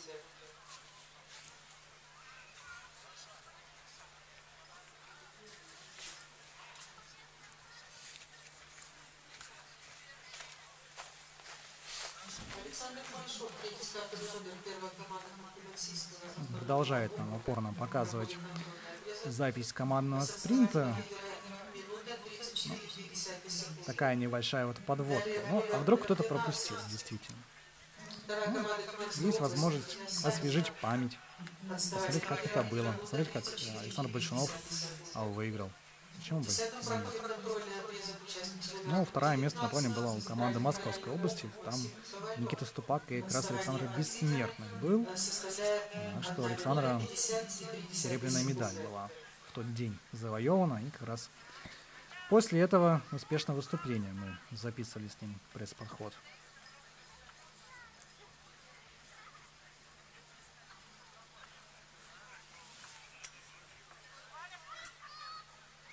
Ну, такая вот со всех камер финиш. Ермил Волков, видимо, даже объехал финишировавших, Валикжанина и Парфенова. Как финиш прошли? Ну, гонка тяжело после вчерашней гонки. Сегодня опять гонка, тем более динамичная. Сегодня гонка, если бы была длинная, то полегче, мне кажется, было бы. Ну, а так, в принципе, я говорю, вчера проиграли Большунову, сегодня проиграли Большунову. Ну, в форме человек, так что... А какая для вас медаль, наверное, труднее далась? Вчерашняя в индивидуальной гонке на 15 километров или в командном спринте? Да, тут, наверное, тяжелее психологически сегодня, потому что понимаешь, что ты бежишь не один, хоть команда, но она состоит из 2 человек, это удавит. Четвером, когда бежишь эстафету большую, то еще больше ответственности. А что вчера тяжело было, что сегодня тяжело. Ну, мы увидим вас еще на оставшихся 2 гонках мужской На части. одной только. На Эстафета и все. 50 Ну, я уже не побегу. И с какими мыслями, с каким настроем подходим к эстафете? С хорошим в том году выиграли. В этом году, не знаю, попытаемся повторить. Соперники Да, соперники всегда очень хорошие и сильные. Тюмень, скорее всего, первый главный соперник. Тюмень, в Сыктывкаре, сыктывкарцев невозможно обыграть. Сколько здесь чемпионаты не проводили, они всегда здесь очень хорошо бегут, собираются, все-таки свои стены помогают, видать, и тяжело с ними бороться. Ну, каждая команда завтра может, я не скажу, что там у каких-то команд очень слабые составы. Все будет зависеть от состояния. Ну, было, в общем, интервью с Александром Бессмертных на ваших экранах. Но мы сейчас ждем уже завершения этапа классика, и ждем завершения этапа Александра Большунова. И мы видим, что смог уже Александр Бессмертных опередить Илью Семикова. Вышла команда Московской области на 2-е место. Ну, отставание от Тюменской области номер 1 довольно велико. Да, там уже, я думаю, свыше 40 секунд Александр все-таки сможет привести всем. Смотрим и ждем. Ну, здесь, кстати, не здесь пока что только 3 команды финишировали. Не финишировали, прошли промежуточную отсечку. Мы уже тоже уже начинаем оговариваться. Это, в общем, все нормально и ожидаемо. Вот команда Удмуртии на 5-м месте. Дмитрий Епаров продолжает наверстывать упущенное на первом этапе. Ну, давайте мы сейчас подождем итогов непосредственно на передаче эстафеты. К сожалению, у нас сейчас в эфире должна была быть опять очередная такая вот непростая ситуация. Ждали мы команду Тюменской области, девчонок. Рады они были прийти в эфир, поговорить, пообщаться с вами. Дали свое согласие. Но вот волонтеры, мне кажется, их до нас так и не довели, и, видимо, не доведут. В общем, печаль за печаль, на самом деле. Так что хотелось, конечно, эфир этот провести чуть поинтереснее и поразнообразнее, чем предыдущий. Ну, видите, все против нас сегодня, все против этой трансляции. Ну, в общем, довольствуемся тем, что есть. Ну, нашим волонтерам, конечно, отдельное спасибо за то, что лишили нас с вами возможности поговорить с прекрасным квартетом из Тюмени. Ну, поймаем их, наверное, сегодня после церемонии награждения и запишем хотя бы специальные комментарии после данной процедуры. Итак, Александр Большунов на финише своего этапа. В общем, мне кажется, что Александр даже не устал. Мне кажется, в таком темпе может и еще километров 10, а то и 20 пробежать. И передает эстафету Александра Денису Спецову. Такая забавная маечка у Дениса. Ну и яркая, забавная, ну, тоже цветные очки. Как Денис Спецов, мастер спорта, Тюменская область, первым принимает эстафету и устремляется на первый круг. Кто бежит дальше? У Московской области Александр Бессмертный передает эстафету Антону Тимошову. А у Республики Коми Илья Семенов отправляет в путь Алексея Виценко. Вот тут, конечно, интересно, наверное, в плане борьбы за медали, в плане борьбы за самые высокие позиции. Вот Антон Тимошов против Алексея Виценко. Алексей неплохо себя показал в спринте, участник Олимпийских игр тоже 2018 года. Алексей, отставание тут практически 11 секунд, но можно его отыграть, даже на одном этапе Алексею по силам это. Вот, все зависит от этой дуэли, мне кажется. Да, Дениса Спецова, в общем, там как черепахи, да, Парижа от Китая просто. Ну, вот здесь вот тоже интересно, там вот все-таки и Москва первая команда, и Удмуртская республика довольно в полуминутах от первой команды Республики Коми. Тут тоже отставание, тоже отрыв не такой комфортный, как могло бы быть. И с учетом того, что за Удмуртию Константин Головацкий бежит, и Максим Варикжанин на 4-м этапе, все можно отыграть. Вряд ли, конечно, Москва, первая команда, где Антон Шатагин сейчас на этапе, Дмитрий Кондрашов будет выступать на 4-м. Вряд ли вот они смогут навязать борьбу, но вот в Удмуртию можно поверить, что она вклинится в спор за медали. Удмуртию со счетов точно нельзя сбрасывать. Ну, здесь вот Тюменская область, вторая команда, 8-е место сейчас промежуточное у нее, Илья Санников завершил свой этап с отставанием там более 2 минут. Вот 8-е место — это более 2 минут проигрыш лидеру. Ну, вот здесь, конечно, да, здесь мы видим, что не так, как у женщин. У женщин все-таки поплотнее были группы, поупорнее была борьба, мы видели. А вот у мужчин здесь как-то оно все более, ну, не конкретно, не более предсказуемо, но отставания уже выстроились, и довольно тяжело будет командам, которые находятся вот ниже 7-й позиции, бороться за что-то солидное. Ну, можно сказать, что 7 команд по-прежнему в строю, в борьбе, а вот дальше, конечно, все тяжелее и тяжелее. Продолжает пока показывать передачи эстафет. Это Республика Татарстан, вторая команда, Данил Таценко отправил на дистанцию Алмаза Таипова. Вот Алмаз как бриллиант бежит по дистанции.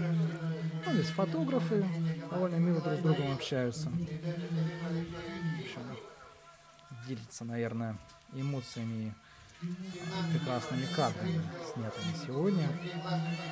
Ну и кадры сегодняшней дистанции можно будет увидеть сразу в нескольких группах. Уверен, что и в группе БНК трансляцию, которую вы смотрите сегодня у себя в прямом эфире, будут фотографии в группе Федерации лыжных гонок и в группе «Спорт» в Республике Коми. Тоже можно будет увидеть фотографии сегодняшних эстафет.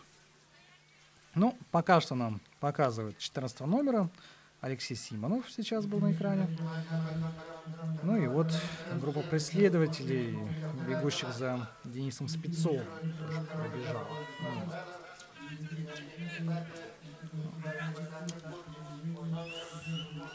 Седьмой номер. Это у нас Александр Уткин из Удмуртской республики, из второй команды. Вот. Ну, что можно сказать о Денисе Спецове, если вдруг кто-то о нем чего-то еще и не знает. Денис родом из поселка Вожига, Вожегодский район, Вологодская область. Серебряный призер в командном спринте, в эстафете и бронзовый призер в 15-километровой гонке с свободным стилем Олимпийских игр в Пхенчхане 2018 года. Серебряный призер чемпионатов России. В эстафете 2 раза становился Денис серебряным призером в 2016-2017 году. Ну, кстати, показывается 11 номер. Это у нас Никита Сингопин из Санкт-Петербурга. Видите, совсем без сил на финише остался Никита. Ну, наверное, особой пользы для своей команды это не принесло. Да? Но, с другой стороны, и Санкт-Петербург в этом забеге сегодня не является претендентом на медаль. Ну и, в общем, у Дениса было, напоминаем, у Дениса Спецова было 2 медали с эстафет серебряных чемпионатах России. И сегодня, наверное, нужно делать Денису шаг вперед, делать золото. По крайней мере, все шансы для этого у Тюмени есть. Ну и еще у Дениса была серебряная медаль 15-километровой гонки в свободном стиле в 2017 году. Обидно сложилось для него скиатлон, если не ошибаюсь, на этом чемпионате. Только на фотофинише он выступил и стал 4-м. Остался в 0,1 доли секунды от 3-го места. Это действительно обидно и досадно. Но у Дениса, наверное, сезон и так выдался замечательно. 3 олимпийских медали. И я так понимаю, что, скорее всего, на 99% еще и золотом чемпионата России будет. Тем более, что отрыв у Дениса до Антона Тимошова 46 секунд, а вот Алексей Виценко до Тимошова сократил отставание с 11 до 2 секунд. Очень интересно. И там 30 секунд между Виценко и Гловацких. Чуть столько же примерно и до Антона Шатагина, и столько же где-то до Андрея Малафьева из Республики Коми. Ну, и Малафьев. Все-таки у нас как-то привыкли говорить Малафьев. Ну, и мы смотрим еще раз записи со спринтерских забегов, с командного спринта. А это означает что? Что сейчас у вас в прямом эфире будет Максим Валикжанин. Ну, прошу прощения, не в прямом эфире, в записи, конечно. Интервью Максима Валикжанина.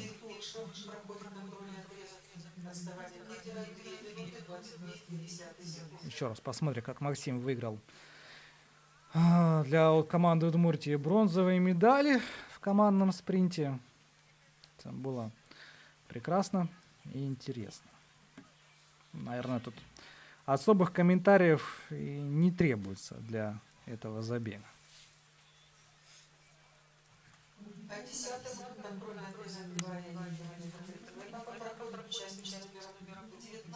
Сборная команды Центрального федерального округа Андрей Круглов. Отставать от лидера 2,59 секунды. Наверное, медали вырвали буквально на финише, в самом финишном створе. До последнего верили в то, что удастся опередить. Вообще, какие, в принципе, эмоции у вас после сегодняшней гонки? Скажу, конечно, гонка для меня была тяжелая. Конечно, очень рад, что мы также удмуртской командой попали на пьедестал. Давно командами не заезжали именно на пьедестал, на чемпионате России. Всегда не получалось немножко. Вот, борьба была, конечно, такая насыщенная, боролись, что в полуфинале, полуфинал даже дался мне намного тяжелее, чем финал. Вот. Конечно, хотелось лучшего, но 3-е место тоже очень доволен. Как вам в целом здесь дистанция, как трасса? Скажу, Сыктывкар всегда ценился хорошей трассой, хорошей организацией, много болельщиков. Конечно, здесь очень приятно бегать. И, наверное, как раз последние медали чемпионата России в 2013 году, когда я завоевал, был как раз в Сыктывкаре. И первые мои медали были, когда я бегал с Питанину, были как раз в Сыктывкаре. Наверное, Сыктывкар — это такая очень хорошая база, где можно и нужно проводить соревнования. Но и не забывать про Ижевск. Вот, было интервью Максима Валикжанина. Ну и мы видим 24 километра, очередная отсечка. Денис Спецов ее уже прошел, и вот засекаем время до второго места. Там идет борьба, как мы видели, между Алексеем Виценко из Республики Коми и Антоном Тимошовым из Московской области. Ну и на четвертом этапе у них будет Ермил Вокуев из Коми и Петр Седов, Московской области. Так что дуэль между двумя регионами точно продолжится. Не знаю, подтянется ли кто-нибудь к ней, та же самая Удмуртия, Константин Гловацких и как раз Максим Валикжанин. Так что будет все интересно, это уж точно. Ну вот показывает, да, что поровну идут и Виценко, и Тимошов. Отставание уже 50 с лишним секунд, 52 секунды от Дениса Спецова. Да, тут, в общем, может Тюмень, наверное, сегодня даже с флагом своего региона финишировать. Там ничто не помешает, скорее всего, Тюменской области победить. Ну, а мы, конечно же, ждем дуэли за второе место. Ну, если посмотреть, то и вот команда Москвы-1 там немного-то уступает. И Удмуртия там рядом. Меньше даже, чем полминуты уступают соперники. Уступает 4-5 место ведущим на 2 и 3 месте Виценко Тимошову. Так что все еще действительно может поменяться довольно быстро. И здесь еще и Республика Татарстан. Тоже где-то полминуты. За Татарстан сейчас давайте посмотрим. Кстати, упустили этот момент. Ну, потому что за Татарстан сейчас Артем Николаев выступает. На втором этапе за Татарстан Андрей Ларков бежал. В общем, Андрей Ларков, как и в командном спринте, тянул свою команду поближе. Здесь вытянул тоже в список лидеров. И здесь задача, наверное, удержаться в этом списке Артему Николаеву. И на 4-м этапе посмотреть, как Ярослав Рыбочкин пробежит свою дистанцию. Итак, вот у нас уже на стадионе подходит к завершению первый круг классика Алексей Виценко и Антон Тимошов. Алексей опередил соперника из Московской области, но здесь, конечно же, даже никакого отрыва нету, хотя вот кажется, что у Алексея как-то легче дается дистанция, как-то он после этого поворота на одном ходу убегает от преследователя. Может быть, это просто иллюзия, может, визуальный обман, не знаю. Давайте ждать 4-5 место, смотреть, какое там отставание. Но здесь нам пока показывает Андрея Малафи. И вот 10-й номер — это Республика Татарстан, Артем Николаев. 5-й номер Константин Гловацких и 6-й номер Антон Шатагин. Непосредственно Татарстан, Удмуртия и Москва. На ваших экранах были. Ну вот эта троица вполне, если в команде будет работать, менять друг друга на первой позиции своей такой виртуальной тройки, ну, может приблизиться вполне. Да, полминуты, 32 секунды им до Виценко. О борьбе за первое место говорить, конечно, не приходится. И вот на 7-й позиции команда Коми-2. Здесь Андрей Малафьев и Андрей Некрасов на последнем этапе. Тюмень, вторая команда Тюмени на 8-й промежуточной позиции. Яков Сеземов здесь на ней, или Сеземов. Я прошу прощения, конечно, честно, не знаю, как ставить здесь ударение. И команда Ханты-Мансийского автономного округа. Первая команда идет 9-й. Ну, Сергей Турышев на этом этапе выступает за Хмао. И, наверное, результат очень такой неожиданный. Тоже рассчитывали тренеры тюменской команды, что ХМАО поборется и в женской дисциплине. Но это не оговорка, действительно, мы общались со специалистами из штаба тюменской команды, тоже они ожидали, что ХМАО поборется, но вот видим, что и в женской, что и в мужской дисциплине у команды из Ханты-Мансийска есть небольшие проблемы. Я, наверное, скажу, даже не очень небольшие, а вообще солидные. Да? То есть уже свыше 2 минут команда Ханты-Мансийска уступает лидерам сегодняшним. Ну вот мы сейчас вот пока посмотрели итоговый протокол на сайте «Ски-спорт», видим комментарии, посвященные гонке, то что вот согласны с ними, что Наталья Непряева — это что-то, вырастет хорошую сильную лыжницу. Очень хочется верить, что в следующем году состоят на Кубке мира достойную конкуренцию, а Юлия Белорукова помогла сборной Коми выйти в призы. Все правильно, в общем. Влада Миргалиева, мы с вами полностью согласны.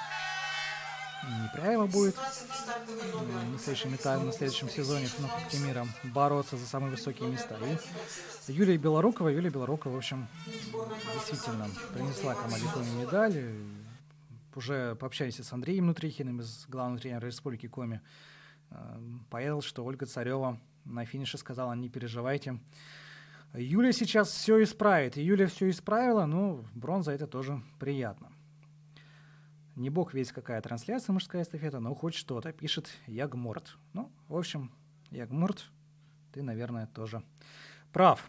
Ну, нам показывают пока Удмуртскую республику 2. Александр Уткин на этапе бежит за эту команду. Ну и, в общем-то, да, 13-й номер за Александром Уткиным — это Владимир Солодовников. К сожалению, не удается нам сегодня, не дали нам повода поговорить об команде Удмуртии 2.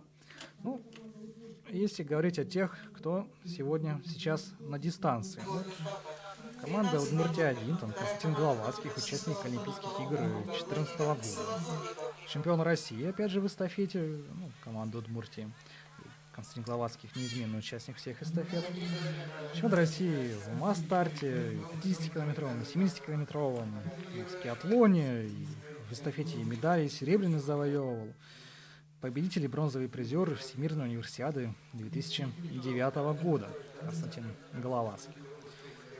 Так что у Удмуртии солидный такой состав сегодня, ну и все шансы побороться за тройку сильнейших. Ну там полминуты, это вполне можно отыграть. Не проблема на самом деле. Пока что нам показывают 20-го номера. Сибирский дальневосточный округ, Кирилл Ягуба.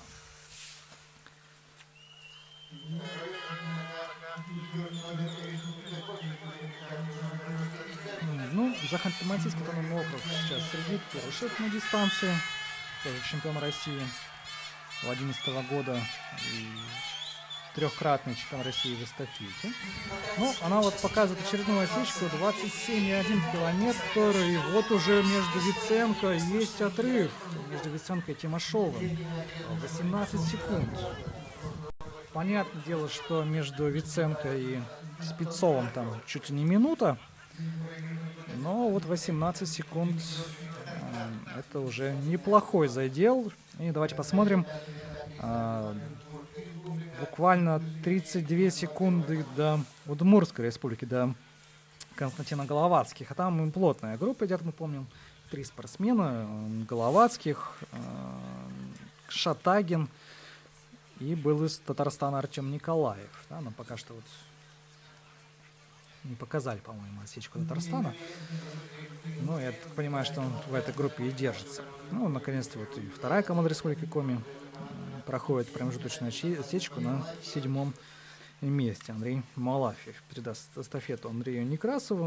Андрей Некрасов тоже. Сейчас давайте тоже посмотрим, нашим любимым занятием займемся. Кто же самый молодой из участников этой гонки? Вот Андрей Малафьев 92 года, он не участвует в этой борьбе, а вот Андрей Некрасов 99 года. Ну, нам опять показывает замечательных девушек на дистанции. Довольно интересный способ слушать телефон. Ноу-хау от спортсменок из Санкт-Петербурга. Надо непременно попробовать сделать точно так же. Вот из наших болельщиков показывают семью Караваевых. Сразу скажу, знаем, как их зовут. На всех соревнованиях участвуют брат с сестрой. И на футбол, и на хоккей, и на баскетбол. В общем, люди, не пропускающие ни одного серьезного старта. Так что респект им и огромное уважение. Так вот, в визуальном споре за звание самого молодого спортсмена Андрей Некрасов из Республики Коми, из второй команды, лидирует. Споры ему могут оказать только Республика Татарстан, первая команда, Ярослав Рыбочкин, 98-го года рождения. Ну, и Кирилл Киливнюк, 98-го из Красноярского края, Сибирский федеральный округ. И Кирилл Ягупов, который сейчас на дистанции, Сибирский дальневосточный округ, 20-й стартовый номер, Кемеровская область, Красноярский край. Ну, в общем, всех здесь побеждает Андрей Некрасов. Хотелось бы, наверное, чтобы побеждал и на дистанции. Но, видимо, все впереди. 99-й год. Если вот посмотреть, то Александр Большунов у нас 96-го года заслуженный мастер спорта. Денис Спецов тоже 96-го. В общем, 3 года есть у Андрея Некрасова на развитие, на то, чтобы стать членом сборной России и участвовать в следующих Олимпийских играх. Дай бог, так все и будет. Ну, а за звание самого возрастного у нас такой тоже визуальный спор. Давайте посмотрим. Наверное, Евгений Дементьев. Нет. Евгений Дементьев 83-го, Максим Валикжанин 82-го. Максим Валикжанин 82-го года. И здесь он, если смотреть по стартовому протоколу, тоже лидер. Читал буквально на днях недавно интервью с Еленой Валерьевной Вяльбиной. Он говорит, что Валикжанин на сезон еще останется. Ну и церемония награждения в командном спринте на ваших экранах.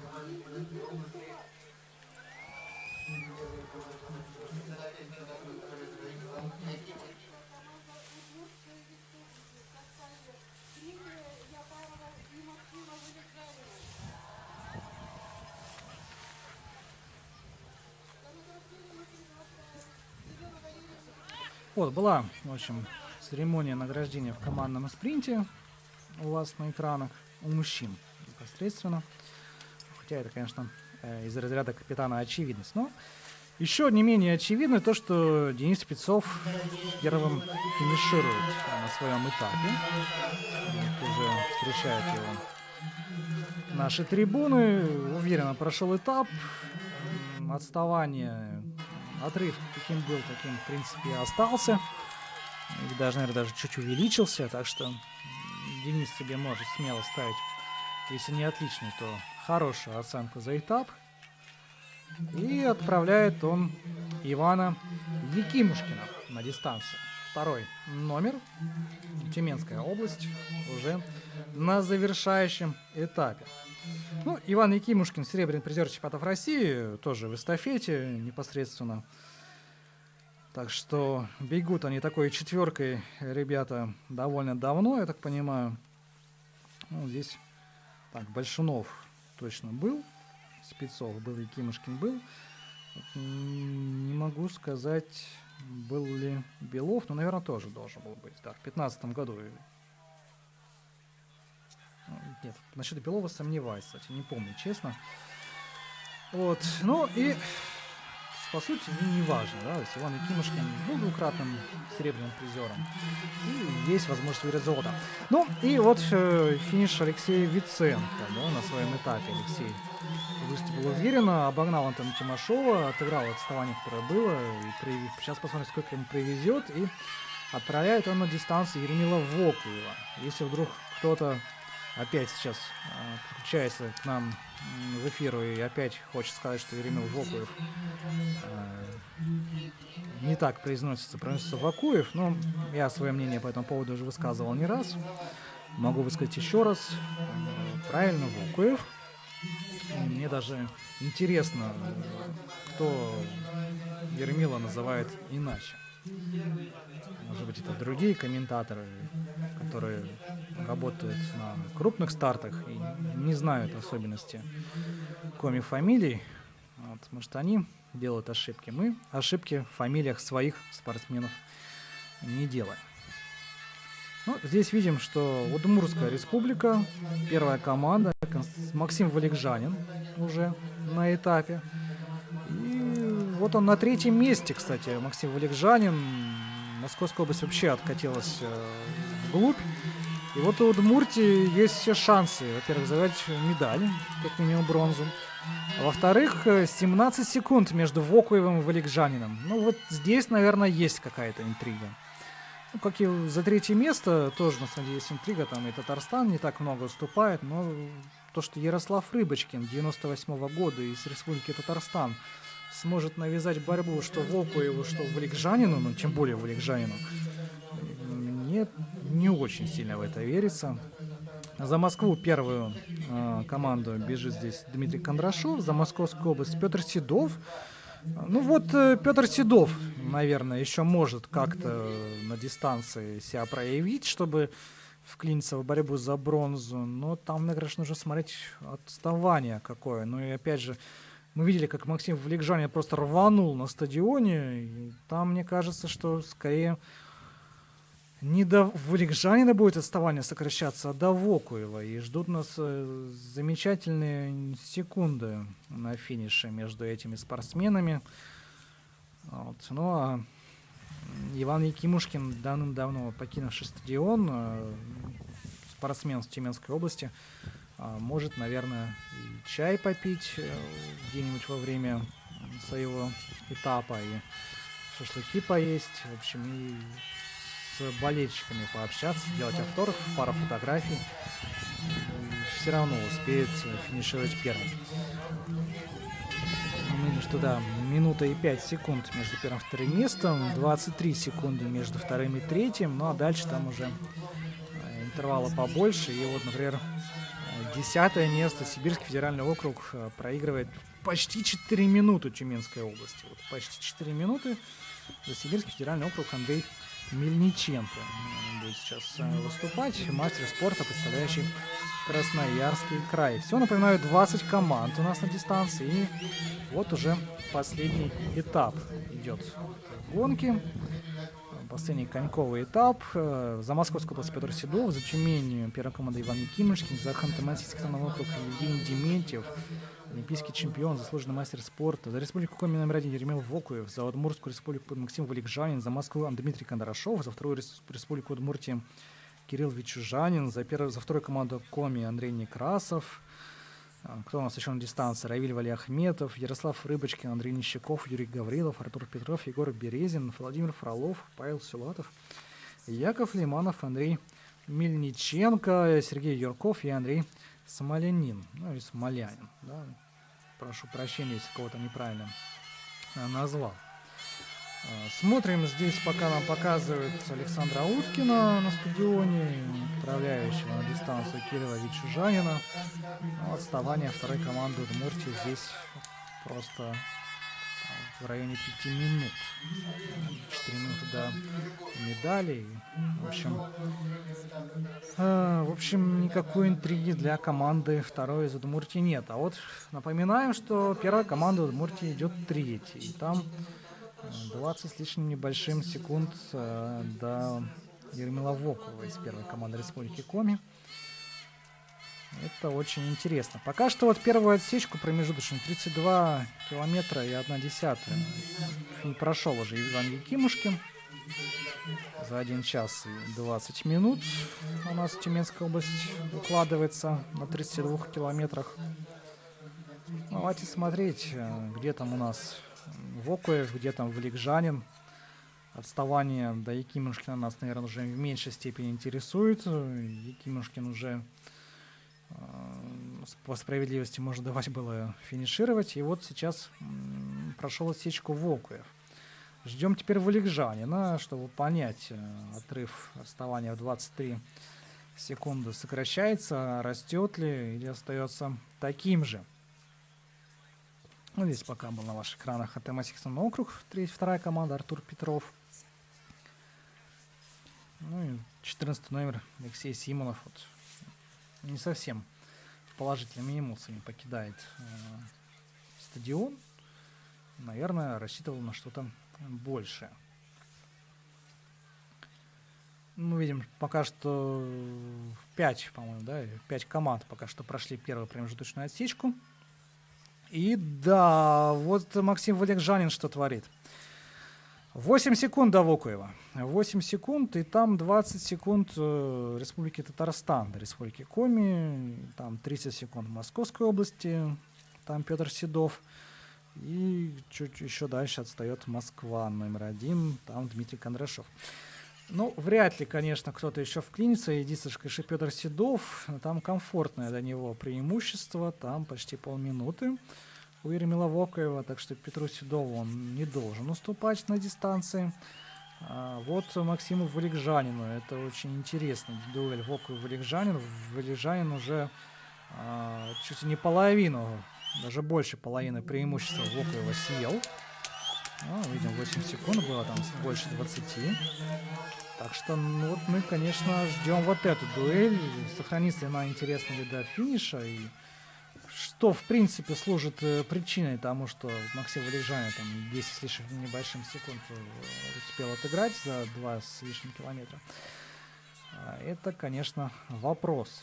То ли в такой хорошей форме Максим Валикжанин, то ли Вокуев в плохой форме, то ли Вокуев экономит силы, наоборот, выматывает Валикжанин, заставляет его ускориться прямо сейчас. Ну, здесь интересно.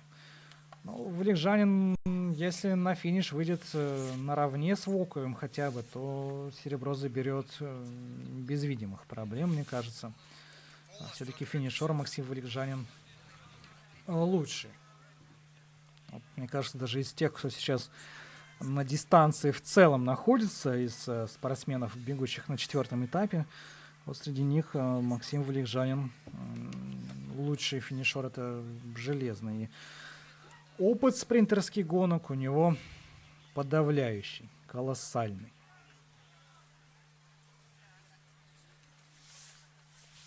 Ну, нам пока, опять же, показывают болельщиков в ожидании финиша первого круга заключительного этапа.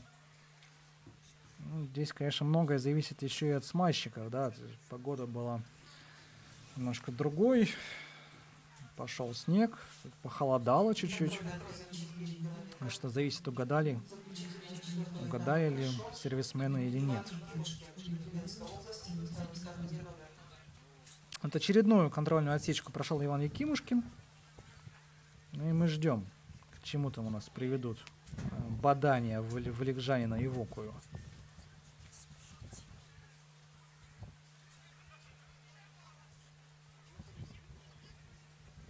Ну да, вот показывает 34 километра отсечка, Тюменская область уже ее прошла.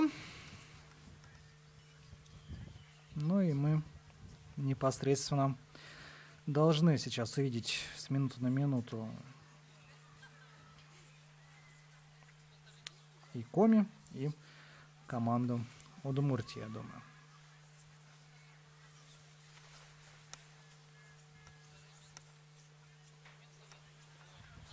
Вот 3 секунды. Вот уже видим, что Максим Валикжанин уже практически догнал Ермила Вокуева. 3 секунды между ними. И очень тревожно, наверное, за Ермила становится. Нам, конечно, надо сейчас посмотреть на этот дуэт, на эту сладкую парочку Твикс.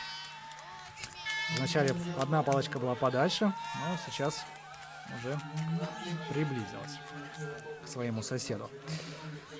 Так, что у нас дальше? До Московской области уже 20 секунд. Было 30, теперь 20.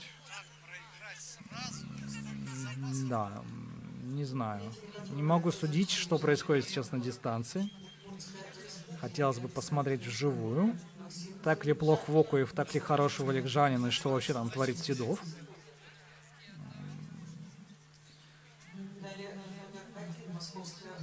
Сейчас уже должны показать. Пока что нам вот операторы демонстрируют спину Ивана Якимушкина. Он уже свой второй круг бежит.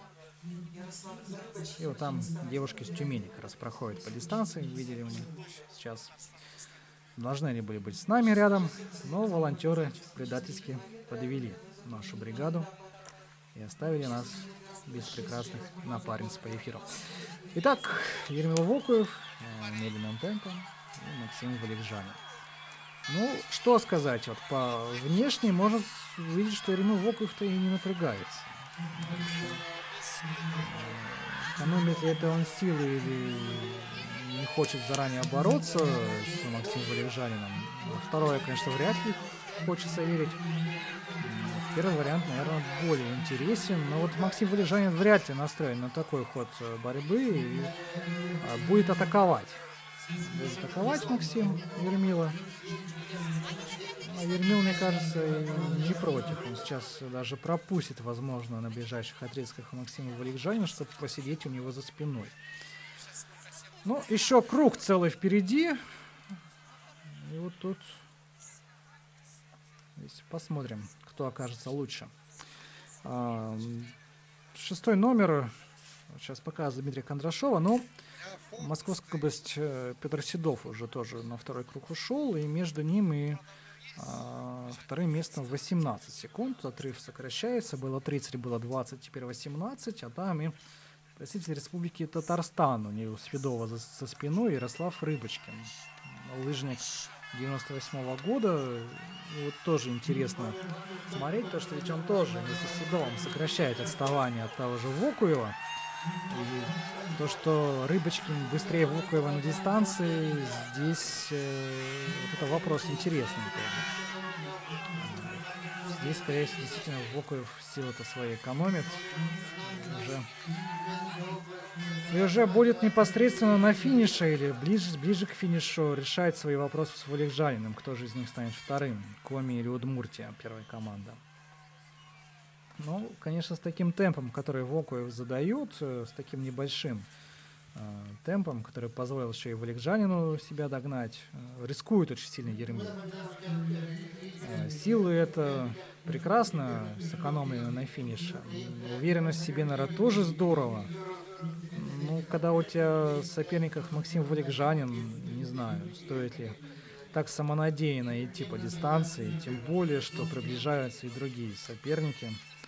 И вот Петра Седова-то, конечно, бояться действительно стоит. Мастера спорта международного класса все-таки. Ждем и ждут от него возвращения в сборную, в основную команду, возвращения и удачное выступление на этапах Кубка мира. Это Петра, участник Олимпийских игр 2010 года. Был Петр Седов и чемпионом России в скиатлоне и в эстафете в 2017 году, кстати. И серебряные медали завоевал в том же скиатлоне на 30 километров, и бронзовые. Ну, в общем, скиатлон у него любимая дистанция, как видим, все комплекты медалей. И не один раз Петр завоевывал в этой дисциплине на 15-километровой гонке и 50-километровой гонке. В общем, собрал комплект из всех медалей, и, наверное, сегодня есть у него пока что, конечно, призрачный шанс. Но вот если Вокуев будет так же бежать медленно, даже словом бежать-то это сложно назвать, то Седов уже довольно скоро увидит спину Ермила, и будет она для него ориентиром. Вот сейчас люди, мы видим, на мосту перемещаются ближе к финишу. Там, конечно, до финиша еще далеко. Еще несколько минут уж точно. Но посмотреть на финиш Ивана Якимушкина, наверное, хотят. На гордый финиш в одиночестве. Одиночество на финише. Можно тоже такую книгу снять, книгу написать. 7-11 номер Кирилл Вичижанин и Андрей Нищаков, представители Удмуртской республики 2 и Санкт-Петербурга были на ваших экранах. Тоже спортсмен уже ни за что не борется. Только за честь, секунды и за себя. 16 номер Павел Сулатов из Республики Татарстан, тоже пошел на второй круг. И 17 номер Яков Лиманов, Сахалинская область. Итак, чуть меньше 3 километров до финиша остается у нас. Прошел эту отсечку уже Иван Якимушкин, мастер спорта из Тюменской области. И мы его сейчас в нетерпении ждем, что же будет сейчас. Обогнал ли валикжанин Вокуева или движутся они друг с другом в тесном таком тандеме. Сейчас увидим. По крайней мере, на инфографике с вами, если не на экране, потому что на экране там пока камеры не берут на этой отсечке, но вот инфографику уже должны цеплять.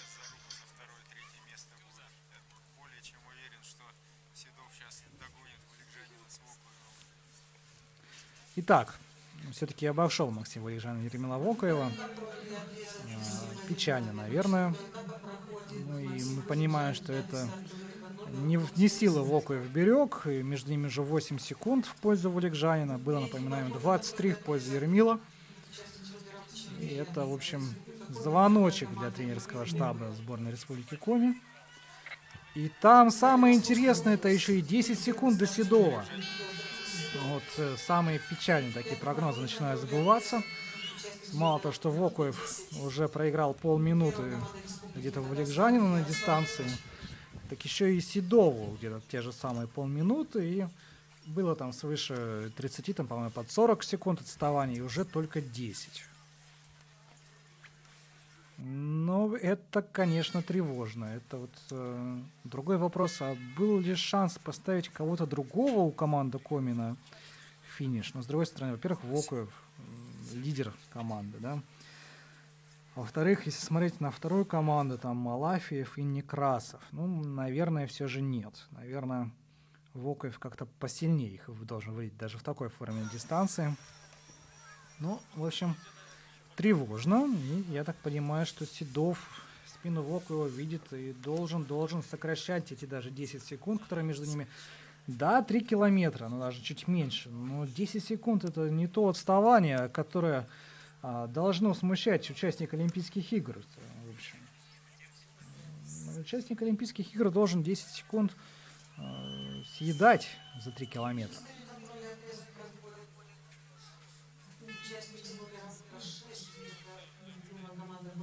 Ну, пока что мы видим еще проходит контрольную отсечку предыдущую. Другие спортсмены, вот только что Дмитрий Кондрашов из Москвы ее преодолел. А на стадионе еще пока даже вот первый круг еще завершают некоторые спортсмены.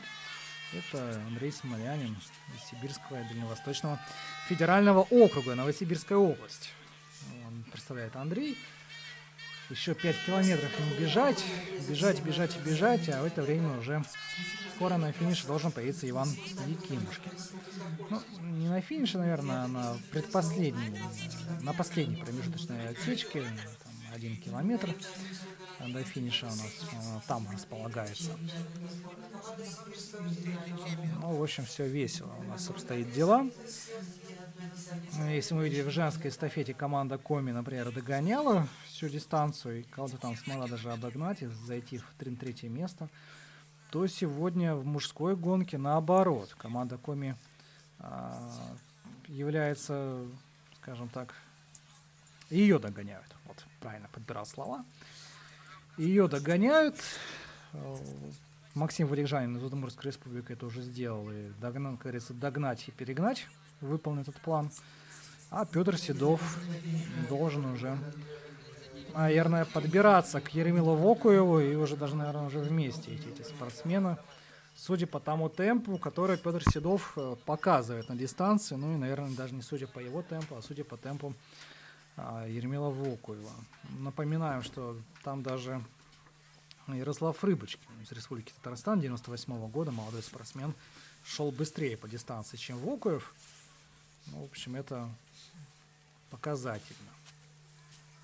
Ну, уже финишировавшие спортсмены из Тюмени в объятиях болельщиков и тренеров. Ну, Тюмень, конечно, сегодня подтвердила статус лыжного региона. 2 золота. Я думаю, даже если я сейчас скажу, что 2 золота, ничего не изменится. Не подумайте, мы не хотим сглазить. 2 золота — это прекрасный результат. И вот камера сверху. Я так понимаю, это как раз Иван Якимушкин так своей золотой медали и бежит к первой золотой медали на чемпионате России в карьере в эстафете. Было у Тюмени 2 серебряных медали, вот у мужчин, и вот сейчас будет золото.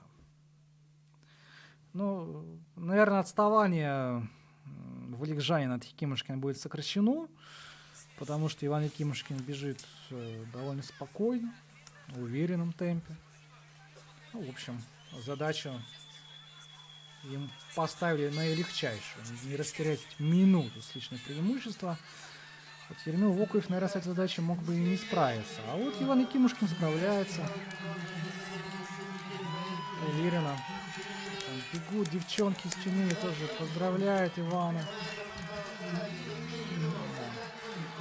Ну что ж, Тюменская область. Золото. Евгений Белов, Александр Большунов, Денис Спецов и Иван Якимушкин. Вот партнера по команде поздравляет Ивана. Конечно, многое сделали именно партнеры. И вот мы здесь видим сейчас самое интересное. Здесь мы видим Максима Валикжанина. Максим Валикжанин там бежит ко 2-му месту, и черт с ним, как говорится, сегодня. Максим заслужил, Максим притащил свою команду к серебру. Дмитрий Епаров вытащил ее из середины пелетона, вытащил на удобные места для атаки. И Максим Валикжанин просто притащил свою команду ко 2-му месту, отыграл неимоверное отставание. А вот здесь борьба за 3-е место. Вот здесь Еремил Вокуев удержится или не удержится. Там уже Петр Седов. Между ними нету 10 секунд. Между ними секунды 4. Пока что он показывает финиш Максиму Валикжанину. Он успел помахать рукой, поблагодарить за поддержку болельщиков.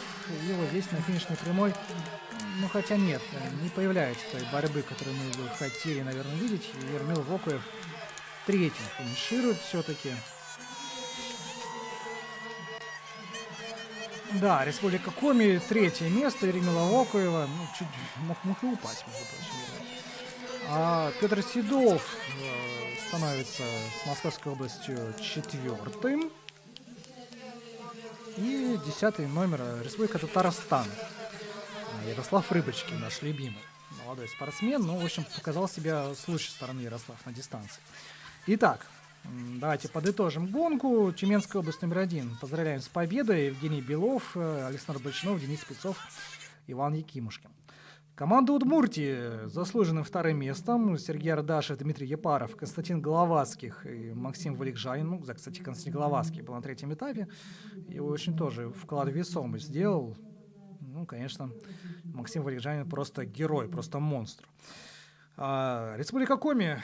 1-я команда становится бронзовым призером, 2-я бронза у Коми. Станислав Волженцев, Илья Семиков, Алексей Виценко, Еремил Вокуев финишировали за сборную Республики Коми, выступали за эту команду. Ну и что нам остается? Нам остается, наверное, смотреть финиш других спортсменов. Вот Ханты-Мансийский автономный округ, Евгений Дементьев. Сколько я себя помню, Евгений Дементьев выступал на лыжах. Общался с знакомым Мамонтом, тоже, говорит, Евгений Дементьев при мне выступал.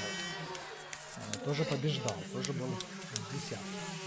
Евгений Дементьев и Дмитрий Кондрашов, Ханты-Мансийский автономный округ и Москва-1 финишировали друг с другом. Там, наверное, не суть важно, кто из них опередил.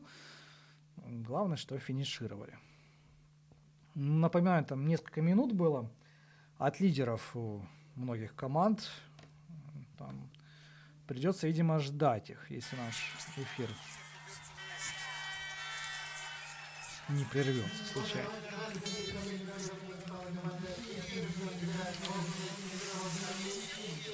Вот у нас 18-й номер финишировал Андрей Мельниченко, представитель Сибирского федерального округа. Это только 8 команд уже появились на финише. Андрей Некрасов, Республика Коми 2, 9-е место у команды. И команда Тюменской области 2, Юрий Гаврилов сейчас на 10-м месте.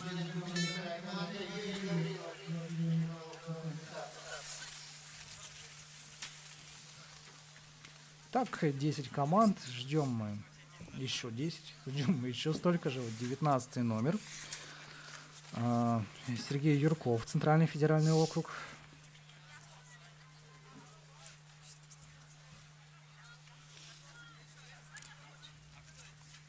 Ну, в общем, отставание мы видим действительно огромное. Да? Почти 4 минуты у 10-го места. Все остальное это вообще колоссальные цифры. Даже называть их страшно, наверное.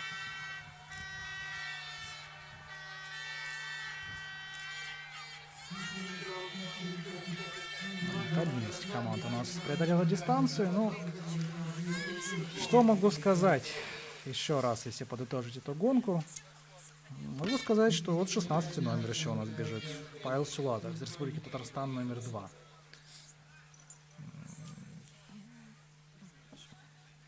12-я команда будет.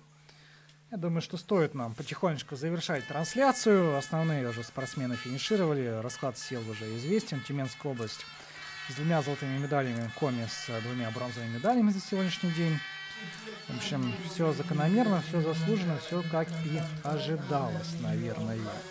У нас сегодня еще впереди будет церемония награждения. Постараемся, как и говорил, пообщаться с спортсменами, записать небольшие интервьюшки для вас, чтобы не так было скучно смотреть. Дистанционные гонки, которые пройдут в субботу и воскресенье у женщин и мужчин.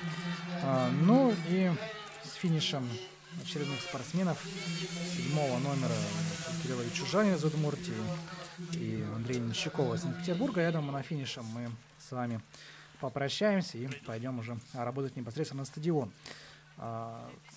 Приятных вам мгновений, наверное.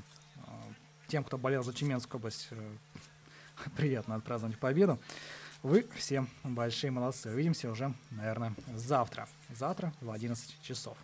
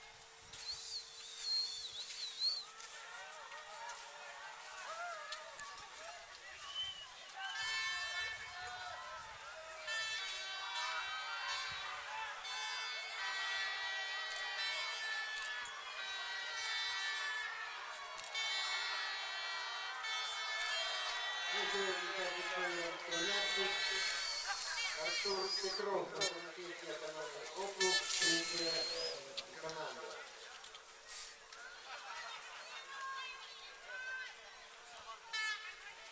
Автоматический автономный округ, 2-я команда.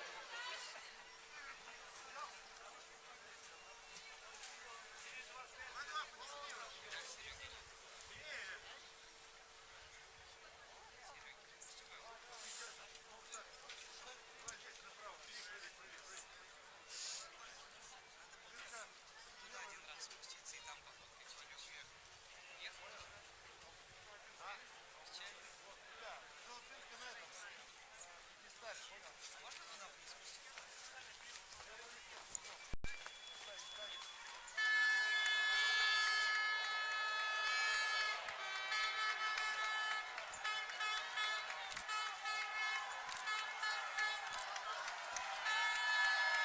Перекидывает Андрей Свиренин, Новосибирская область, он представлял Кубинский, Добросочный федеральный округ. Ну, напоминаем, что в 14 часов 30 минут через трибунами состоится награждение победителей и призеров сегодняшних соревнований из соответствующей легенды 4 по 5 километров и мужская эстафета 4 по 10 километров.